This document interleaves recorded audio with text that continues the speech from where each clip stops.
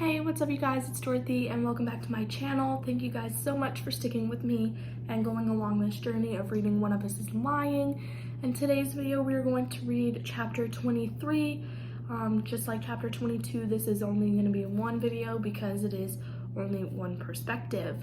But let's get right into this video. This video may contain sensitive topics and foul language. If you do not wish to continue, please click off of the video now. You have been warned. Chapter 23, Addie, Monday, October 22nd, 8:45 a.m. Police cars line the front of Bayview High again, and Cooper stumbling through the hall like he hasn't slept in days. It doesn't occur to me the two might be related until he pulls me aside before the first bell. Can we talk? I peer at him more closely, unease gnawing at my stomach. I've never seen Cooper's eyes look bloodshot before. Yeah, sure.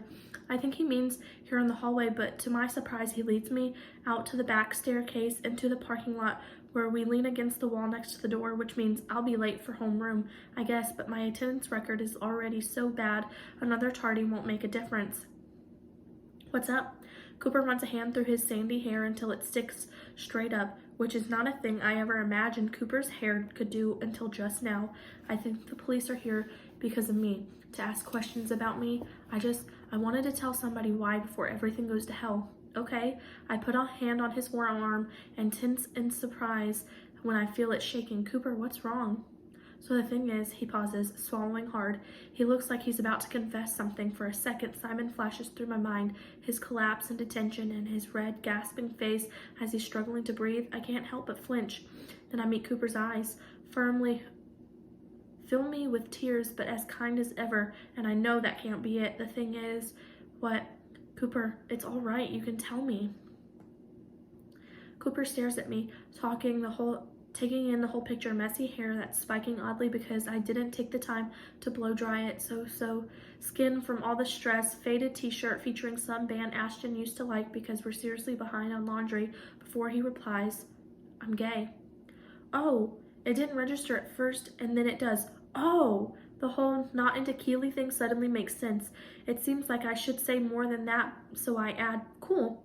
Inadequate responses, I guess, but sincere because Cooper's pretty great, except that's why the way he's been a little more remote. This explains a lot. Simon found out I'm seeing someone, a guy, who was gonna post it on About That with everyone else's entries.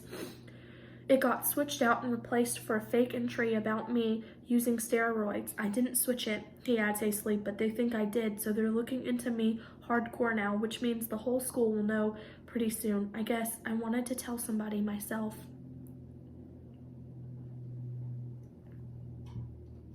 Cooper, no one will care. I start, but he shakes his head. They will. You know they will, he says. I drop my eyes because I can't deny it. I've been hiding my head under a rock about this whole investigation, he continues, his voice hoarse, hoping they chalk it up to an accident because there's no real proof about anything. Now I keep thinking about what Maeve said about Simon the other day, how much weird stuff was going on around him. You think there's anything to do? Anything to that? Rowan does, I say. She wants the four of us to get together and compare notes. She says Nate will. Cooper nods distractedly, and it occurs to me that since he's still in Jake's bubble most of the time, he's not fully up to speed on everything that's been going on. Did you hear about Nate's mom, by the way? How she's, not dead after all? I didn't think Cooper could get any paler, but he manages. What? Kind of a long story, but yeah. Turns out she was a drug addict living in some kind of commune, but she's back now and sober, supposedly. Oh, and Browen got called into the police station because of a creepy post Simon wrote about her sister sophomore year. Browen told him to drop dead in the comment section, so, you know, that kind of looks bad now. The hell? By the incredulous look on Cooper's face, I've managed to distract him from his problems. Then the late bell rings and his shoulders sag. We better go, but yeah, if you guys get together, I'm in. The Bayview police set themselves up in the conference room with the school liaison again and start interviewing students one by one. At first, things are kind of quiet, and when we get through the day without any rumors, I'm hopeful that Cooper was wrong about his secret getting out. But by mid-morning on Tuesday, the whispers start. I don't know if it's the kind of questions the police were asking or who they were talking to, or just a good old-fashioned leak, but before lunch, my ex-friend Olivia, who hasn't spoken to me since Jake punched TJ, runs up to my locker and grabs my arm and with a look of pure glee. "Oh my God, did you hear about Cooper?" Her eyes pop with excitement, and she lowers her voice to a piercing whisper. "Everyone's saying he's gay." I pull away. If Olivia thinks I'm grateful to be included in the gossip mill, she's wrong. "Who cares?" I say flatly. "Well, Keeley does," Olivia giggles, tossing her hair over her shoulder. "No wonder he wouldn't sleep with her. Are you headed to lunch now?" "Yeah, with Browen. See you." I slam my locker shut and spin on my heel before she can say anything else. In the cafeteria, I collect my food and head for our usual table. Browen looks pretty in a sweater dress and boots, her hair loose around her shoulders. Her cheeks are so pink, I wonder if she's wearing makeup for a change, but if she is, it's really natural. She keeps looking at the door, expecting someone, I ask. She turns redder. Maybe. I have a pretty good idea of who she's waiting for. Probably not Cooper, although the rest of the room seems to be. When he steps into the cafeteria, everything goes quiet, and then a low whispering buzz runs through the room. "Cooper Clay is Cooper gay?" Somebody calls out in the high falsetto voice, and Cooper freezes in the door as something flies through the air and hits him across the chest. I recognize the blue packaging immediately. Trojan condoms, Jake's brand. Along with half of the school, I guess, but it did come from the direction of my old table. "Doing the butt, hey pretty," somebody else sings, and laughter runs through the room. Some of it's mean, but a lot of it's shocked and nervous. Most people look like they don't know what to do. I'm struck silent because Cooper's face is the worst thing I've ever seen, and I want so badly for this to not be happening. Oh, for fuck's sake, it's Nate. He's in the entrance next to Cooper, which surprises me since I've never seen him in the cafeteria before. The rest of the room is equally taken aback, quietly enough that his contemptuous voice cuts across and whispers as he surveys the scene in front of him. "You losers seriously give a crap about this? Get a life." A girl's voice calls out, "Boyfriend," disguised with a fake cough. Vanessa smirks as everyone around her dissolves into the kind of laughter that's been directed my way over the past month, half guilty, half gleeful, and all thank God this is happening to you and not me.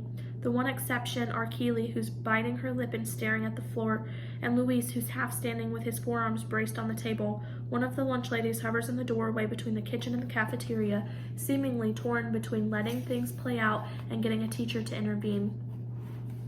Nate zeroes in on Vanessa's smug face without a trace of self-consciousness. "Really? You've got something to say? I don't even know your name, and you tried to stick your hand down my pants the last time we were at a party."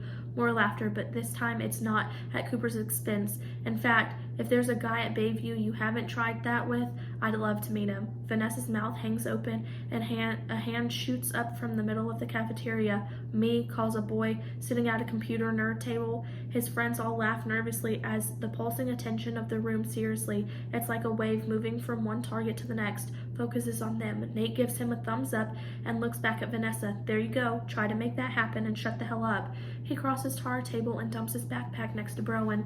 She stands up with her arms around his neck and kisses him like they're alone while the entire cafeteria erupts into gas and catcalls. I stare as much as everyone else. I mean, I kind of guessed, but this is pretty public. I'm not sure if Browen was trying to distract everyone from Cooper or if she couldn't help herself. Maybe both. Either way, Cooper's effectively been forgotten. His motionless at the entrance until I grab his arm. "Come sit," the whole murder club at one table. They stare at all of us together. Cooper follows me, not bothering to get any food. We settle ourselves at the table, and awkward silence descends until someone else approaches, Luis with a tray in one hand, lowering himself into the last empty chair at our table. "That was bullshit," he fumes, looking at the empty space in front of Cooper. "Aren't you gonna eat?" "I'm not hungry," Cooper says shortly. "You should eat something." Luis grabs the only untouched food item on his tray and holds it out. "Here, have a banana." Everyone freezes for a second, and then we all burst out laughing at the same time, including Cooper, who rests his chin on his palm and massages his temple with the other hand. "I'll pass," he says. "I've never seen Luis so red. Why couldn't it have been an apple day?" he mutters, and Cooper gives him a tired smile. You find out who your real friends are when stuff like this happens. Turns out I didn't have any, but I'm glad Cooper does. That is the end of chapter 23. I will see you guys for the next video. Bye!